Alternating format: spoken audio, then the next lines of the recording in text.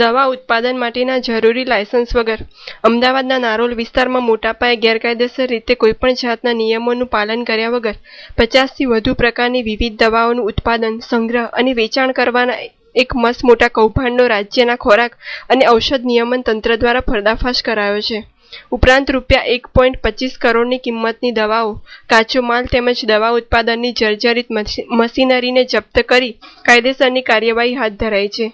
Bogus દવા બનાવતા factory માલિક સામે गुनाहित कृत्य आचरवा बदल कानूनी कार्यवाही करवामा आवी रही है। ये भैया ये जो दवाइयाँ है जो वहाँ से हमें 50 प्रकार की अलग अलग दवाइयाँ मिली है, तो एक कोई बड़ी कंपनी का नाम नहीं चुराया इसने, उसने खुद का एक कंपनी बनाया राधे बायोटेक एंड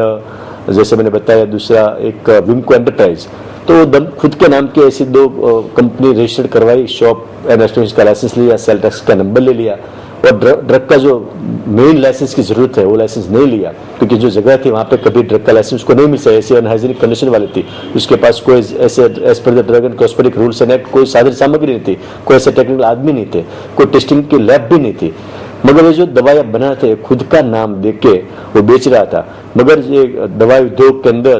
गुजरात का पूरे दुनिया में और भारत में एक अच्छा नाम है, तो मेरे ख्याल से गुजरात का जो ब्रांड इमेज है वो एनकेश कर रहा था और गुजरात का नाम लेबल के ऊपर लगा के खुद का ब्रांड डाल के जो दूसरे स्टेट से जहाँ उसको ज़्यादा गवर्नमेंट ऑफिशियल की कोई एनफोर्समेंट उसको लग रहा है हैरान नहीं कर सका, एरिया में वो बेच रहा था, जिसकी हेल्थ डिटोरेट हो गई है। वो कोई इश्यू सपोज एंटीबायोटिक है तो कोई इन्फेक्शन को कंट्रोल करने के लिए डॉक्टर प्रिस्क्राइब करते हैं, मगर इसके अंदर जो एंटीबायोटिक्स का नाम लिखा है वो उसने सही मात्रा में डाला नहीं है, जो डाला है उसका कहीं टेस्टिंग नहीं किया है और बनाने के बाद भी कुछ टेस्टिंग किया नहीं है, तो उसमें क्या डाला है क्या नहीं डाला है वो खुद को भी मालूम नहीं है, तो इट इज बहुत घातक है बहुत, क्योंकि जो दर्दी को डॉक्टर ने प्रिस्क्राइब किया है कि ये दवाइयाँ देने से दर्दी का इन्फेक्शन क्योर हो जाएगा, तो डॉक्टर ये दवाई प्रिस्क्राइब करके दर्दी दवाई 10 दिन खाता रहेगा और इन्फेक्शन कंट्रोल होने की वजह से बढ़ता जाएगा और 10 दिन के बाद समटाइम इट हैपेंस के बियॉन्ड कंट्रोल हो जाता है और लाइफ प्योर पेशेंट की लाइफ एंडेंजर हो जाती है और लाइफ के साथ भी खतरा हो सकता है। मैं बोलता हूँ आप सुसाइड किसी को मर्डर करो तो आप अपने आपके दुश्मन को मार रहे हैं, मगर ऐसा दवाइयाँ बना के इट्स हिनियस क्राइम, आप इनोसेंट पेशेंट को और it's like a mass murder activity. ये जो दवाइयाँ है उस छोटे बच्चे के लिए जो हमने पकड़े इसके अंदर जो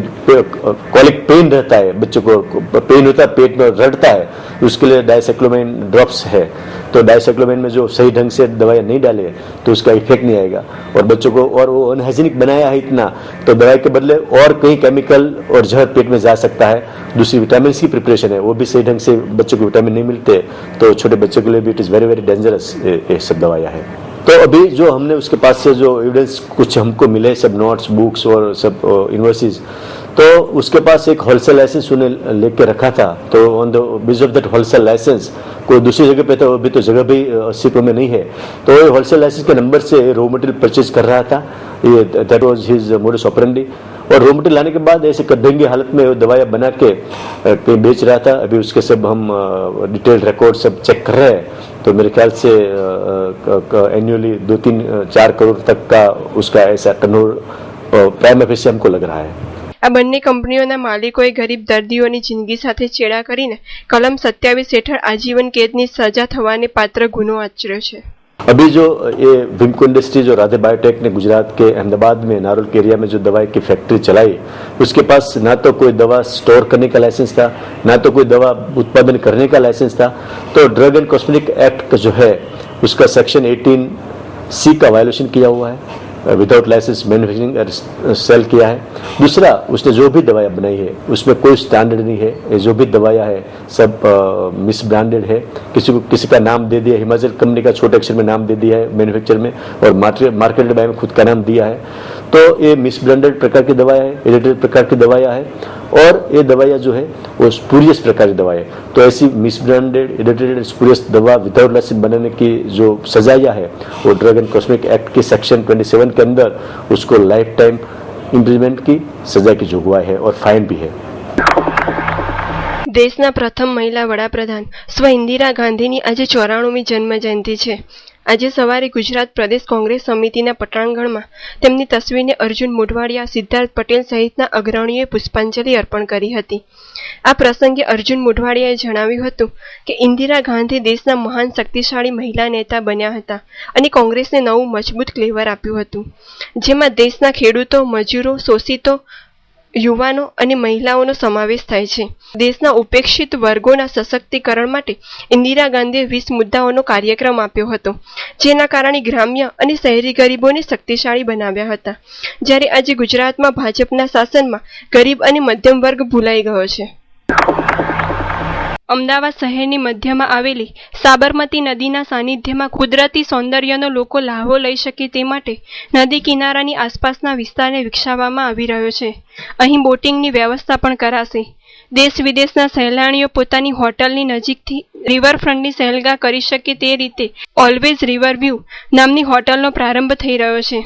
દુબઈના પ્રખ્યાત ઓલવેઝ ગ્રુપ દ્વારા ચાલનારી આ હોટલમાં આંતરરાષ્ટ્રીય કક્ષાની સગવડો પણ છે અને સાથે ગુણવત્તાયુક્ત ખોરાક માટે રાષ્ટ્રીય કક્ષાના સેફ, રેસ્ટોરન્ટ, રૂમ સહિતની સગવડો તો ખરી જ. ઉપરાંત પ્રસંગો પાર પાડવા, પાર્ટીઓ યોજવા, સેમિનાર યોજવા માટેનું અલગ વ્યવસ્થા તંત્ર પણ છે. ઝાંસીની રાણી લક્ષ્મીબાઈની આજે જન્મજયંતિ હોવાથી અમદાવાદના સેટેલાઇટ વિસ્તારમાં આવેલી તેમની પ્રતિમાને રહીશો દ્વારા પુષ્પાંજલિ અર્પણ કરવામાં આવી હતી. ઝાંસીની રાણી લક્ષ્મીબાઈએ ખૂબ નાની ઉંમરે તે સમયના રાજા રજવાડાઓને પરાસ્ત કરી મહિલાની અદ્ભુત શક્તિના દર્શન કરાવ્યા હતા. સદીઓ વીતવા છતાં આજે રાણી લક્ષ્મીબાઈની શૂરવીરતા ભરી ગાથા ઇતિહાસના પાને સચવાયેલી છે. 1996ના વર્લ્ડ કપની સેમીફાઇનલ ઉપર વિનોદ કાંબલીએ આપેલા નિવેદનથી ખુદ તેની સામે અનેક સવાલો ઉઠ્યા છે.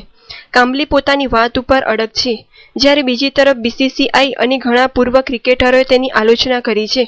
પૂર્વ ભારતીય ક્રિકેટર વિનોદ કાંબલીએ 1996ના વર્લ્ડ કપમાં શ્રીલંકા સામેની સેમીફાઇનલ મેચમાં કંઈક ગરબડ થઈ હોવાની શંકા વ્યક્ત કરી હતી. કાંબલીએ કહ્યું હતું કે કેપ્ટન મોહમ્મદ અઝરુદ્દીનના પ્રથમ ફિલ્ડિંગના નિર્ણયથી હું ઘણો હેરાન હતો. કાંબલીના આ નિવેદનથી ઘણા લોકો અઝહરના બચાવમાં ઉતર્યા છે અને કાંબલીને વેધક પ્રશ્ન કરી રહ્યા છે કે તે 15 વર્ષ સુધી કેમ ચૂપ રહ્યો, તેનું કારણ શું હતું.